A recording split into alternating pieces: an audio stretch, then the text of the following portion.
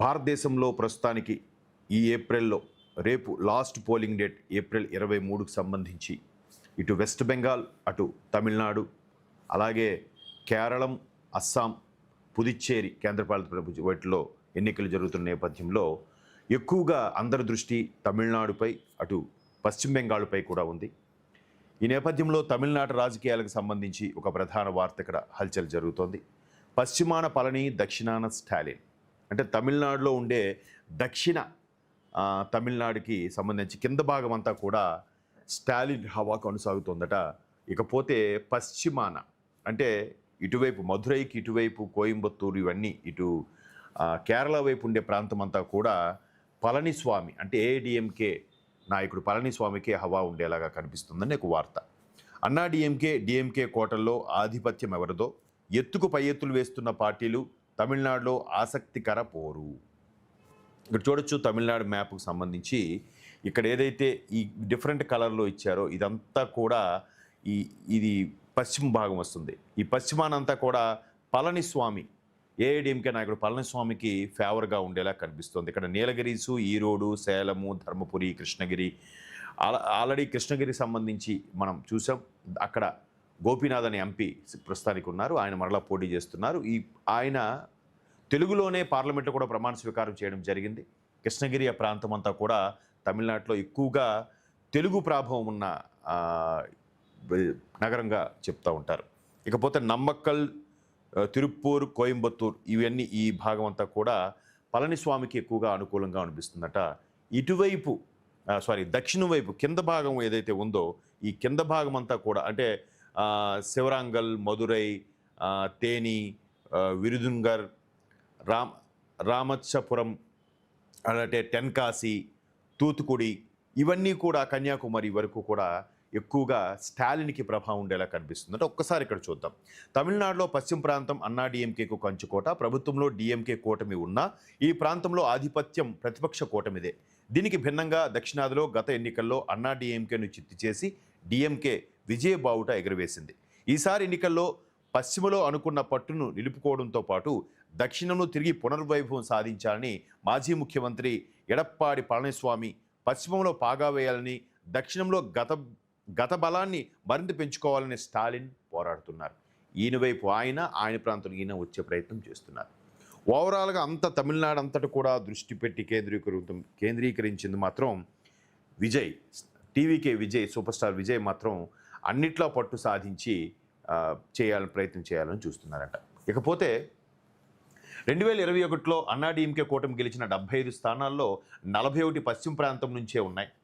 తాజా ఎన్నికల్లోనూ ఆ కూటమి సారథి ఎడప్పాడి పళనిస్వామికి ఇది కొండంత బలాన్ని ఇస్తోంది. అంటే 234లో అన్నా డిఎంకే 75 స్థానాలు గెలుచుకుంటే అందులో 41 ఈ ఏదైతే కోయంబత్తూరు, కృష్ణగిరి ఇటువైపు ఉందో ఆ ప్రాంతం నుంచే 41 స్థానాలు గెలుచుకుంది. ఈ ప్రాంతంలోని 8 జిల్లాల్లో 57 అసెంబ్లీ స్థానాలను, ఇందులో 41 చోట్ల అన్నా డిఎంకే, 16 చోట్ల డిఎంకే కూటమిలో ఎమ్మెల్యేలు ఉన్నారు. తాజా ఎన్నికల్లో అన్నా డిఎంకే అధికారం సాధించాలంటే ఇక్కడ స్థానాలు నిలుపుకోవడంతో పాటు బలాన్ని పెంచుకోవాలి, అత్యంత కీలకంగా మారింది. ప్రస్తుతం ఈ నియోజకవర్గాల్లో కూటమి పార్టీల పోటీ చూస్తే డిఎంకే 43 స్థానాల్లో బరిలో దిగింది. మిగిలిన 14 స్థానాల్లో కూటమిలోని కాంగ్రెస్ 8, సిపిఐ 3, డిఎంకేకి 3 స్థానాల్లో పోటీ చేస్తున్నాయి. అన్నా డిఎంకే 44 స్థానాల్లో బరిలో ఉంది. మిగిలిన 13 స్థానాల్లో బీజేపీ 8, పిఎంకే 4, ఏఎంఏకే ఒక చోట పోటీ చేస్తున్నాయి.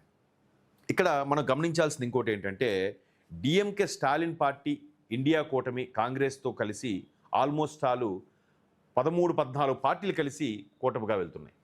ఇక్కడ అన్నా డిఎంకేలో 4 పార్టీలు ఎక్కువగా కీలకం ఉన్నాయి. అన్నా డిఎంకేతో పాటు బీజేపీ, అన్నా డిఎంకే, బీజేపీ, పిఎంకే, ఎంఐఎంకే ఈ 4 ఆల్మోస్ట్ 4 కీలకంగా మారి పోటీ చేయబోతున్నాయి. అక్కడ 14, ఇక్కడ 4. మరోవైపు ఆంధ్రప్రదేశ్ ముఖ్యమంత్రి చంద్రబాబు నాయుడు గారు కూడా అక్కడ క్యాన్వాసింగ్కి వెళ్ళారు. ఆ వార్త కూడా ఒకసారి మనం ఇక్కడ చర్చించుకుందాం. అయితే ఈ కాంగ్రెస్ 6 స్థానాల్లో అన్నా డిఎంకేతో తలబడుతుండగా కాంగ్రెస్, భాజపా, కాంగ్రెస్, పిఎంకే ఒక్కో చోట పోటీ పడుతున్నాయి. సిపిఐ 2 చోట్ల అన్నా డిఎంకేతో, ఓ చోట భాజపాతో తాడో పేడో తేల్చుకోనుంది. సిపిఐ ప్రభావం ఇంకా ఉంది. అంటే అక్కడ కేరళంకి ఆనుకొని ఉన్న తమిళనాడుకు సంబంధించిన పశ్చిమ తమిళనాడులో సో ఆ కమ్యూనిజం ఇంకా ఉంది కాబట్టి అక్కడ ఆ విధంగా పోటీ నెలకొనే అవకాశం అయితే కనిపిస్తుంది. కానీ మొత్తం మీద ఈసారి ఎన్నికలు క్రాస్ ఓటింగ్ కానీ జరిగితే తలపతి విజయ్ పార్టీకే ఎక్కువగా అవకాశాలు ఉన్నాయన్నది చాలామంది విశ్లేషకుల అభిప్రాయం. సో 23 అంటే రేపే పోలింగ్, బహుశా నిన్న సాయంత్రంతో మొత్తం పోలింగ్ ముగిసే అవకాశం కూడా ఉండుంటుంది. దానికి సంబంధించి అంటే ఒక 1 డే బిఫోర్గానే ఆ క్యాన్వాసింగ్ ఆపేస్తారు. ఇక్కడ 23న పశ్చిమ బెంగాల్లోను తమిళనాడులోను కీలకంగా ఓటింగ్. బట్ తమిళనాడు మొత్తానికి ఒకే రోజు దాన్ని ఏమంటారు పోలింగ్ నిర్వహిస్తున్నారు. చాలా ఎక్కువగా ప్లాటూన్లు కూడా దించడం జరిగింది, ఎటువంటి అవకతవకలు జరగకుండా. రీసెంట్గా భాజపా ప్రవేశపెట్టిన మహిళా చట్ట సవరణ బిల్లుకు కూడా డిఎంకే వ్యతిరేకించడం, కాంగ్రెస్ కూటమంతా కూడా దాన్ని విమర్శించడం సంబంధించి ఇక్కడ అన్నా డిఎంకేకి బీజేపీకి కొంతగా ఫేవర్ అయ్యే అవకాశాలు కూడా కనిపిస్తున్నాయి. సో మొత్తం మీద తమిళనాడు రాజకీయాలు వాడివేడిగా జరిగే అవకాశాలు కూడా కనిపిస్తున్నాయి. ఇక్కడ మనం చూస్తే మరొక్కసారి పశ్చిమాన అంటే తమిళనాడుకి పశ్చిమ భాగాన అంతా కూడా పళని, అలాగే దక్షిణ భాగం అంటే దిగువ భాగం అంతా స్టాలిన్ పూర్తి స్థాయిలో గ్రిప్పు కలిగి ఉన్నారట ఇప్పటికీ సర్వే ప్రకారం. ఇదొక వార్త.